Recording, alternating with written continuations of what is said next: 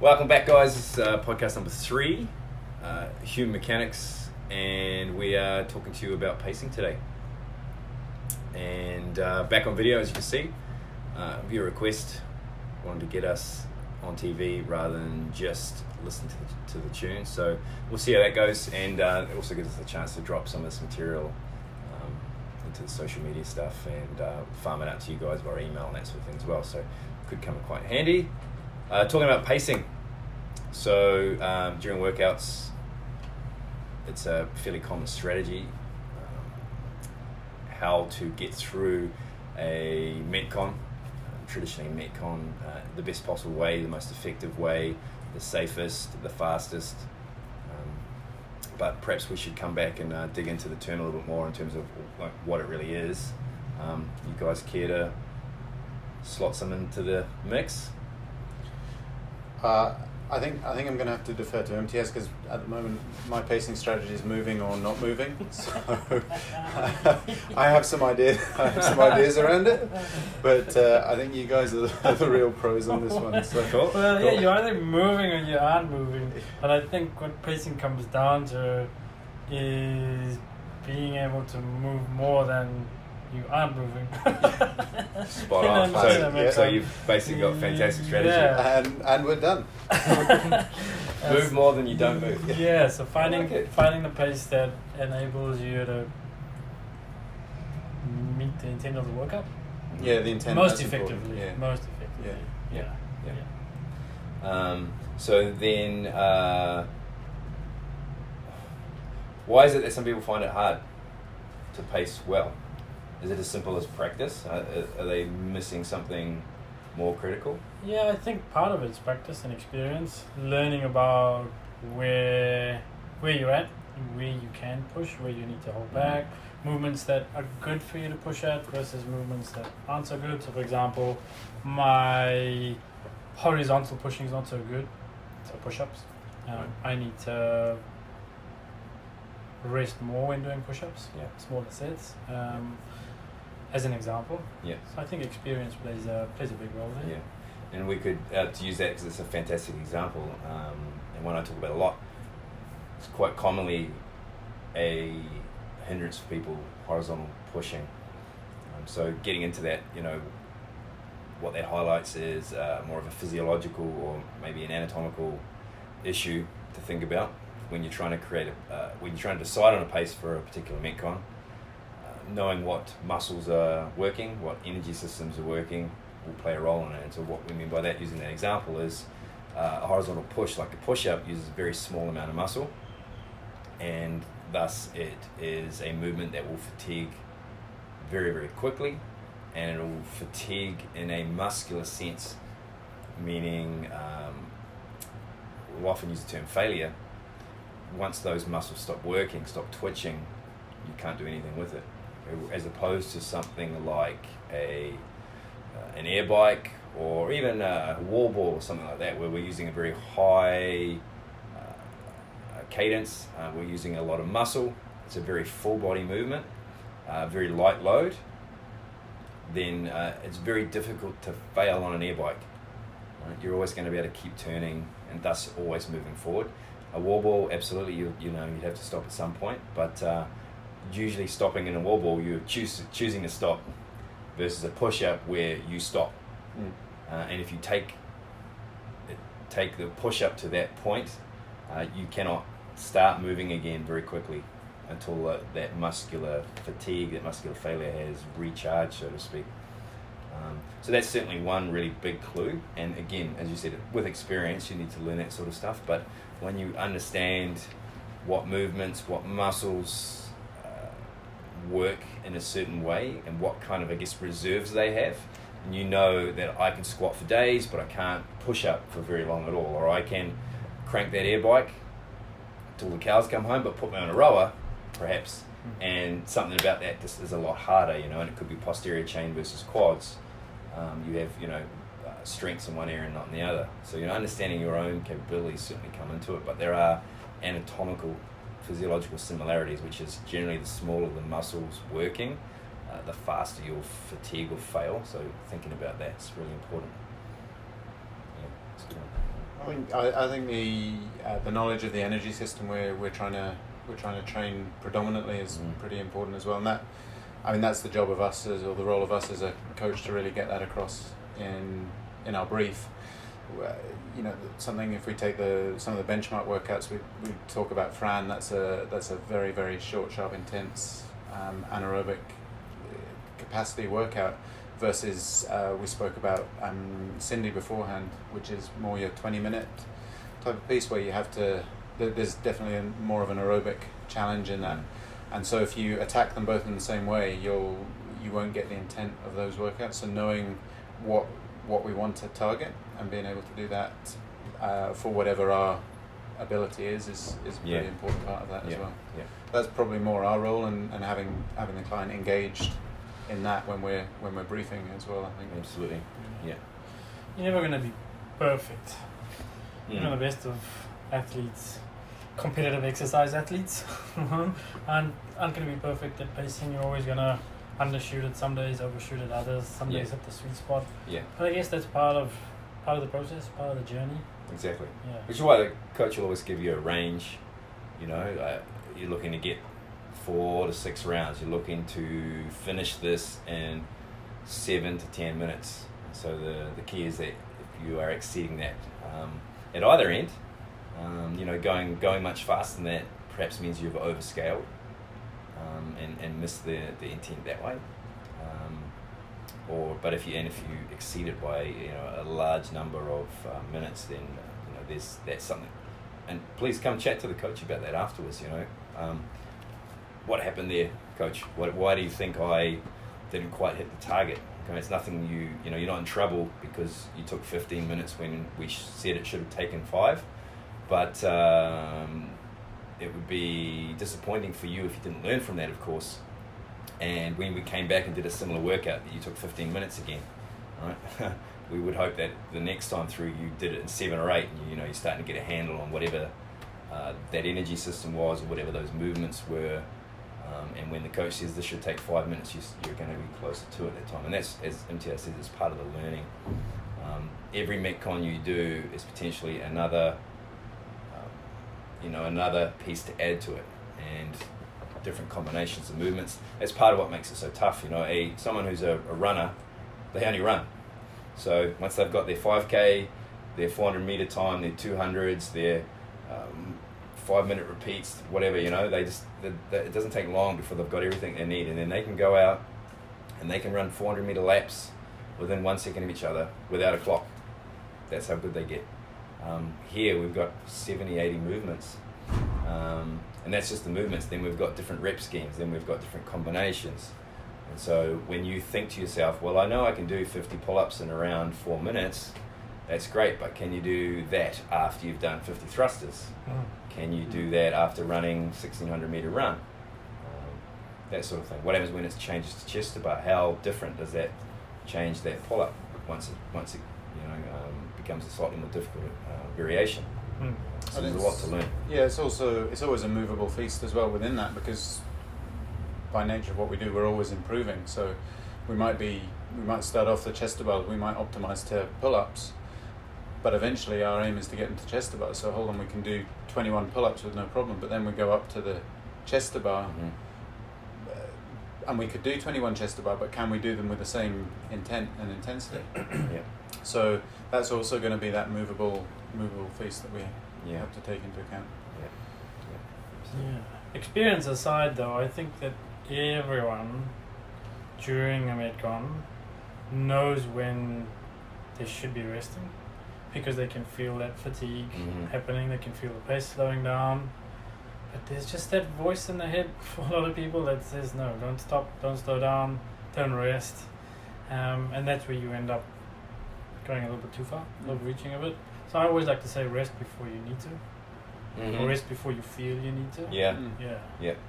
That's great advice. And perhaps people, I think, especially sometimes if you've come over to the style of training we do from boxing fitness or boot camps or other circuit style classes, they tend to be set up where it's 40, 50, 60 minutes of non-stop.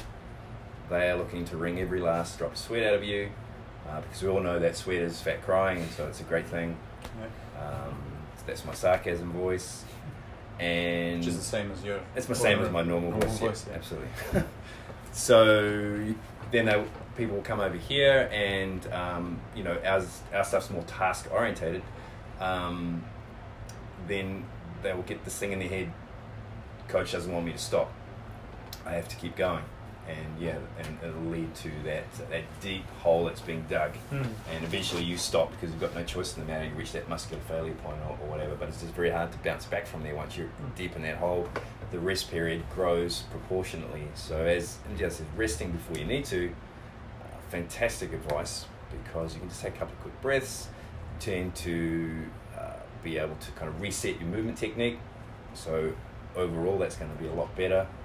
And you know, actually today in class I was sort of hammering 90%, very, very light shoulder to overhead, and so it's very easy to move that fast, but because of that it's almost like pedaling a bike downhill, and you start catching up with yourself and then you start hitting free space and it gets all sloppy.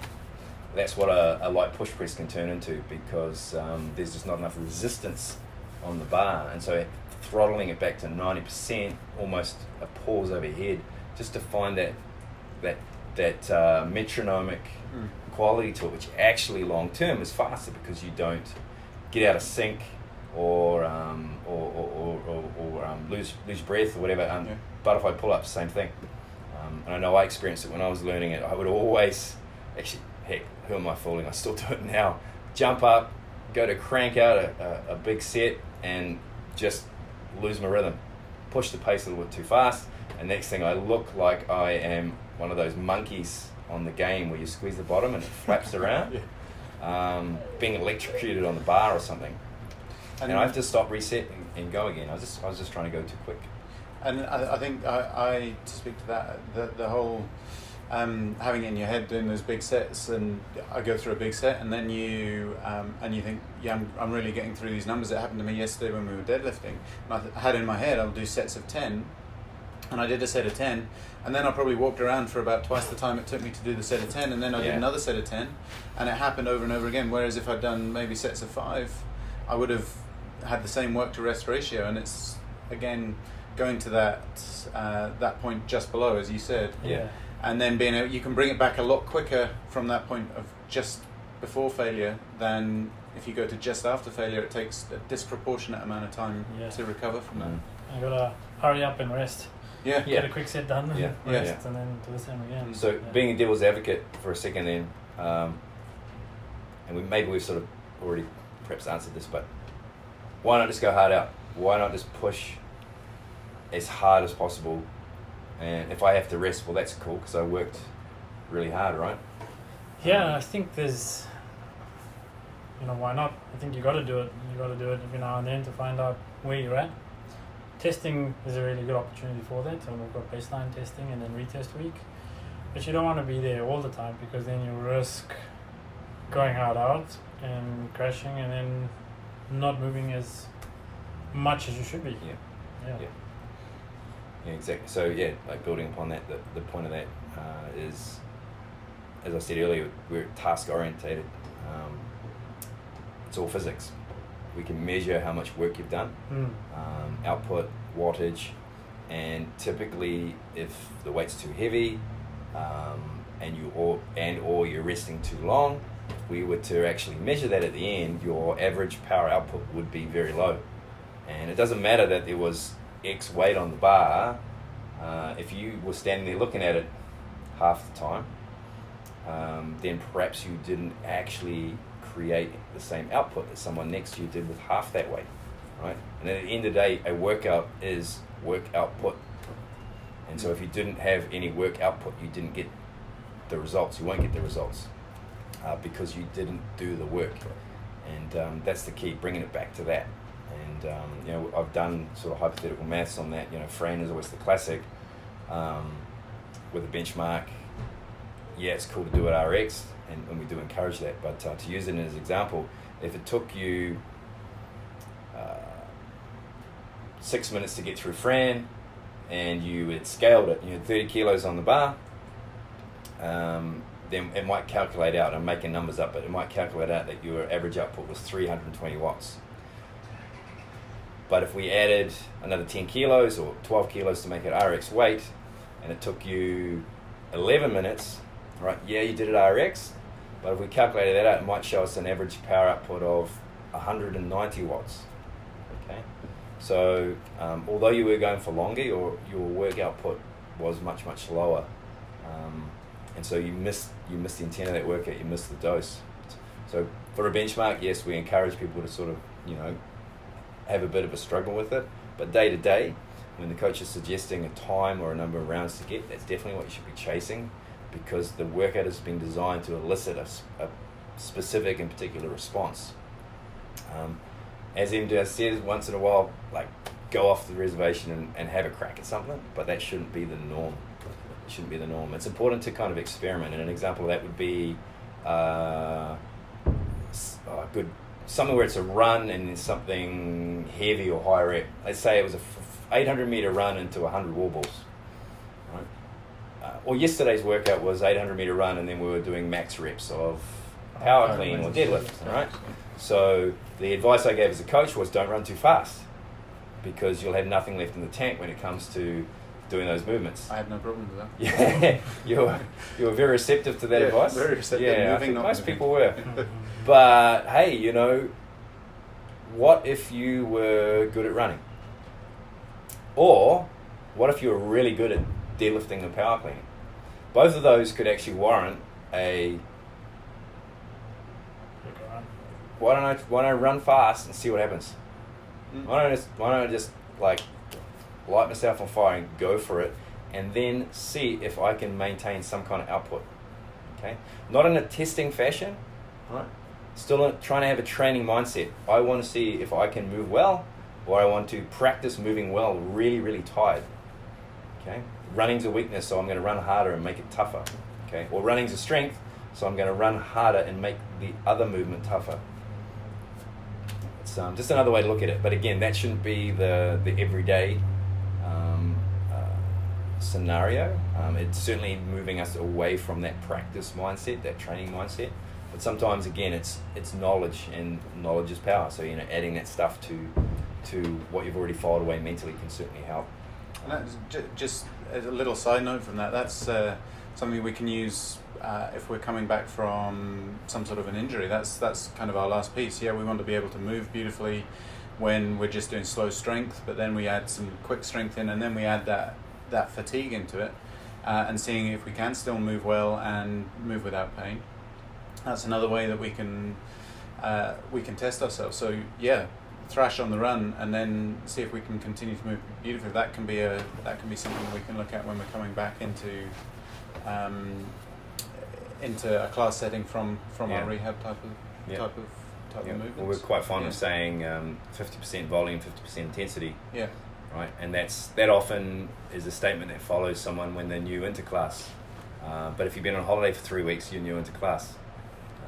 So coming back, and this is January, we are back into it, and I've had a few members yesterday who did sort of a very similar approach. They dialed it right back, half the weight, half the reps, half the time, half the power output. Still a very productive workout, exactly what they needed. Walked home happy, and in tomorrow to find another day. So very important. Now let's cover a little bit more about sort of how do we get better at this? What are some of the factors we can work on? Got any specific tips along that lines? What helps you? Move less. Yeah, move less. So self-talk then, do you just need to get it sorted in your head before you... Yeah, I'm speaking to Imtiaz's point, that knowing where I struggle, and knowing where I have a strength as well. So we go back to yesterday with the running and the deadlifts. Deadlifts is a strength of mine. So that to me, it gave me a bit of comfort on the run, that if you put it into a more competitive setting, I can go on the run. I can let people go, and have that, because I know where my strength is, and I know that I can make it up in that fashion.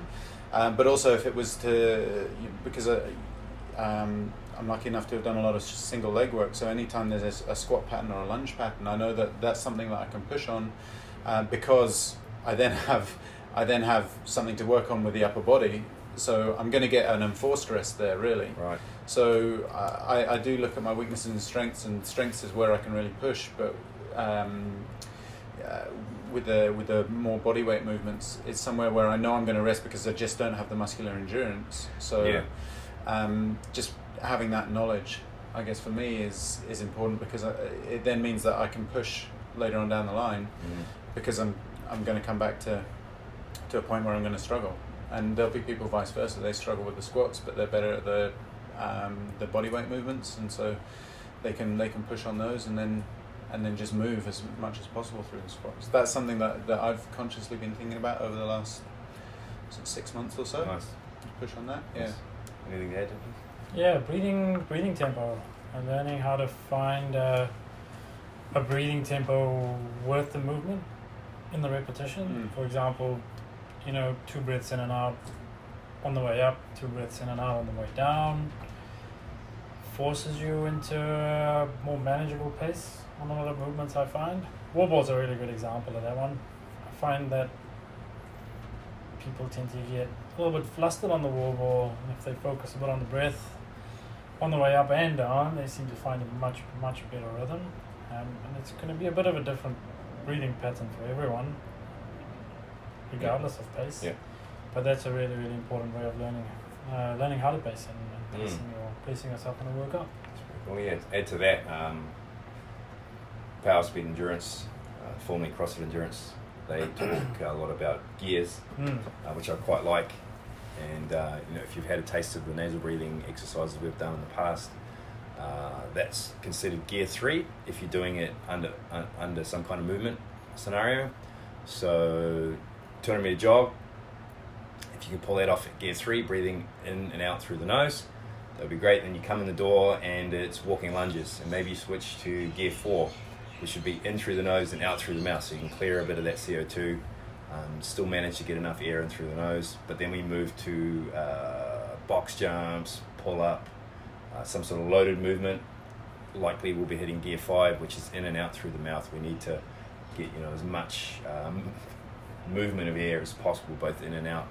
Okay. Then the trick would be to go back out the door and get yourself back to gear 3, right? Which is tough. And what that might involve is perhaps a stroll, a tactical, strategic stroll from the deadlift bar to the door. Some big bellows breaths, like blowing off that CO2, so that when you get to the door, back to gear 3, and you can ease yourself back into a steady pace for the run, knowing that when you get back from that next run, it's walking lunges and it's deadlifts or pull-ups or box jumps again, and those harder movements, right? So now you're varying your pace between movements, but you're adapting it to the movement, and you're letting your breath dictate how they go. So it's just another way to play around with that sort of stuff. What I like about that is then it gives you another kind of goal for the day, or what am I going to focus on today? What am I going to learn today? And this goes out to you veterans. There's only so many days you can come in here and do burpees and deadlifts and pull-ups. You've got to start thinking about different ways to be receptive to more learning. And sometimes it can be simply like, how am I going to tackle the movements today, or what am I going to take home from the movements today, or how am I going to do something different today? And that's going to keep giving forever. So wrapping that up, again, we'll do a lot of work in how we program the workouts for you guys, how we present intent to you. When you see EMOM style stuff, that's actually quite often a way for us to help you get an understanding around pacing. So when you sort of have an understanding that I can do X amount of reps per minute, or I can row this many calories per minute, that's all information for you to file away to use in metcons that aren't under the EMOM strategy. When we're going AMRAPs, when we're going rounds, you can start thinking, well, I know that I'm sort of a 15 calorie rower per minute, and I do about 20 Russian swings, and I can do 25 wall balls every single time or something like that. 10 burpees is sort of my minute. That sort of stuff, really valuable information. Okay, and so hence why we do it, as well as maintaining the pace that we want through that particular workout. But again, it's all valuable information. So I guess that's perhaps is the main piece of advice, right? Be receptive to what your body's telling you. Be receptive to the coach and what they're telling you about the intent of the work and how it's supposed to feel, and their recommendations around loading and rep schemes and all that sort of stuff. And then come to each workout with sort of that intent to learn a little bit more about how you respond to those movements, and when they're in different combinations, what that changes for you. I think that's a good start. But nature rewards the pacer, folks. Keep that in mind.